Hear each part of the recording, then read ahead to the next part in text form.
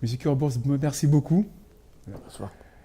En tant que supporter, en tant que passionné de football, le nom de Tony Kurbos pour moi évoque deux choses. La première chose, ce fameux match Metz FC Barcelone à Nou Camp. Est-ce que vous pouvez nous rappeler un petit peu cette rencontre mythique? Ben, ça commence déjà, si vous voulez, un match aller à domicile. On avait un peu trop de, comment dire, trop de respect devant Barcelone. On a perdu 4-2. Et voilà, mais on a vu on peut quand même lutter avec une équipe comme Barcelone. Mais bon, et on allait au match retour. On s'est dit, de toute façon, on n'a strictement rien à perdre, tout simplement. Pour tout le monde, on est éliminé, on a perdu. Il est uniquement la question de hauteur de résultat, quoi. Logiquement pour Barcelone. Et au même temps, on était assez vexés, parce que bon, dans la presse, on nous a pris un peu de haut, etc. Et voilà, de cet esprit-là, on est rentré dans les matchs un peu vexés, ce qu'il faut absolument pour faire un exploit comme ça. D'autre part, on avait une belle équipe, ça, on était conscients. Et heureusement, dans ce match-là, si vous voulez, on n'a pas montré beaucoup de respect, voilà, tout simplement. Pas plus qu'il faut, quoi, tout simplement. Et voilà, on avait un jour de grâce, tout simplement. L'équipe a fonctionné de derrière, de le gardien jusqu'au avant-centre.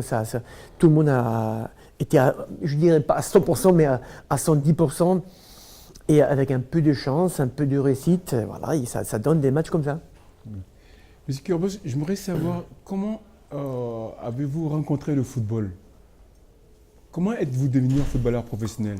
Oh ben c'est simple, c'est mon frère qui tout simplement était passionné de foot, qui a 5 ans plus que moi.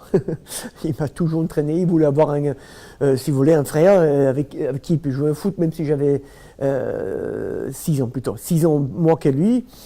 Mais bon, il m'a toujours amené, c'était un très bon footballeur, c'est lui si vous voulez, qui m'a plus ou moins appris, je ne vais pas dire qu'il m'a tout appris, mais bon, qui m'a déjà amené pour jouer avec ses potes. Et ses potes, voilà, ils étaient tous le même âge que lui.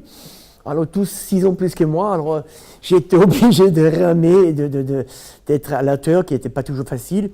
Et j'ai pris ce virus du football, voilà, j'adorais, et voilà. Et finalement, j'ai tout fait pour devenir footballeur, tout simplement. Et je me suis entraîné, mais je ne peux pas dire autrement, comme un malade. Et quel était votre premier club de football? Oh là, ça c'est de mon quartier, je pense comme n'importe quel enfant, à Stuttgart en Allemagne, là où j'habitais, dans mon quartier. D'abord on a joué entre les amis, entre les potes, entre les petits, et il y avait certains qui étaient déjà dans un club, moi non, et qui me disent il faut que tu viennes absolument, tu as vraiment du talent, et ça comme ça. Voilà, il m'a amené à l'entraînement, et là j'ai joué avec eux en club pendant, je crois même pas très longtemps, 2 ans. Et ensuite, il y a un club de deuxième division qui jouait à l'époque en deuxième division, les Kicker Stuttgart, qui m'ont repéré quand j'avais 10 ans, je crois, et qui voulaient absolument que j'aille chez eux. Alors j'ai changé de club, parce que ça m'intéressait quand même. Et c'est comme ça que je suis tombé dans une équipe. On était chaque année, on était champion. J'ai joué avec de très bons joueurs. Ça m'a permis de progresser encore plus chaque année. Et voilà. Et ensuite, quand j'avais 17 ans et demi, on est devenu champion de junior d'Allemagne. C'est le plus grand truc qui existe. Et c'est quand même magnifique. Comment avez-vous été recruté par le FC Metz? Ben écoutez, déjà c'est Carlo Molinari qui avait depuis toujours des très bons contacts avec la Belgique. Parce qu'il faut savoir, quand j'ai quitté Stuttgart et je suis parti en Belgique, j'ai joué à SK Tongres là-bas, c'est une équipe qui montait en première division et qui a recruté des joueurs, surtout des jeunes joueurs. Et c'était Jeff Fleers, à l'époque l'entraîneur de SK Tongren, qui était aussi entraîneur il y a quelques années en arrêt en Allemagne, et qui m'a vu jouer en Allemagne, et qui m'a connu, et qui voulait absolument que je vienne. J'ai signé là-bas, première division en Belgique, et cette première année en Belgique m'a quand même bien réussi, même si au début j'avais quelques problème d'adaptation de style de football les premiers 2-3 mois, mais après c'est bien parti, je marquais pas mal les buts. Et c'est comme ça que Carlo Molinari a entendu parler de moi, m'a vu, m'a invité de venir à Metz pour discuter, pour voir un peu si je ne vais pas signer un contrat. Et voilà, ça c'était les premiers contacts. Et comment s'est passé votre arrivée à l'OGC Nice? C'est Jean-Noël Huc, qui est ancien joueur et aussi entraîneur adjoint à l'époque de Biekovic, de Nena Biekovic, voilà, qui a tout fait pour que je vienne à Nice, parce que bon, il me connaissait de tous mes clubs que j'ai joués, FC Metz, à Saint-Étienne, FC Mulhouse, etc. Et c'est lui qui voulait absolument que j'y vienne. C'est lui le premier qui m'a appelé. Et ensuite, j'avais le contact avec les présidents. Et il faut dire aussi qu'à cette époque-là, j'avais pas mal de contacts. Parce que je jouais avec le FC Mulhouse, où là, j'ai joué un an. J'ai marqué, je crois, 22 ou 23 buts quand même. J'étais meilleur buteur. Et j'avais quand même beaucoup d'opportunités d'aller aussi ailleurs. Et je me suis décidé tout simplement pour le OGC Nice. Parce que le Nice a recruté énormément, des très bons joueurs. Et j'étais parti, bien sûr, qu'on va jouer quand même un rôle assez important dans les championnats. Quels sont les meilleurs souvenirs que vous gardez de votre période à l'OGC Nice? Écoutez, de très bons souvenirs, même si je pense qu'on aurait pu faire encore mieux, tout simplement parce qu'on avait l'équipe pour. Mais d'autre côté, on avait des très bons joueurs. Comme Carlos Curello, comme Daniel Bravo, comme René Marsiglia, que tout le monde connaît encore, parce qu'il était aussi entraîneur de Nice, Roger Ricor, Jean-Philippe Mathieu, Miloš Jelmaj, Marco Elsner, etc. Jules Bocandé, voilà, et voilà. Et on avait une très belle équipe, mais voilà, on a fini quand même, je crois, les premières années, je crois 6e, il me semble, quelque chose comme ça. On aurait pu finir, à mon avis, 2e et 13e année, pareil, sinon mieux, mais malheureusement ça ne s'est pas aussi bien passé.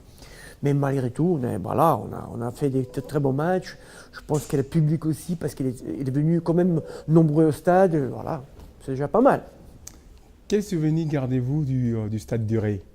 Le Stade du Ré, c'est surtout mon but, si vous voulez. Là, je suis un peu égoïste.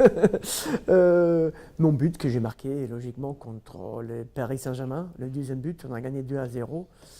Elle est retournée en pleine lucarne, qui était lui ensuite, je crois, le plus bel but de l'histoire de l'OGC Nice, et qui était au générique de Téléfoot pendant, je crois, 5 ou 6 mois. Ça, c'était, je crois, le plus bel souvenir, personnellement. Sinon, le stade de Ré, c'est quand même quelque chose, je dirais.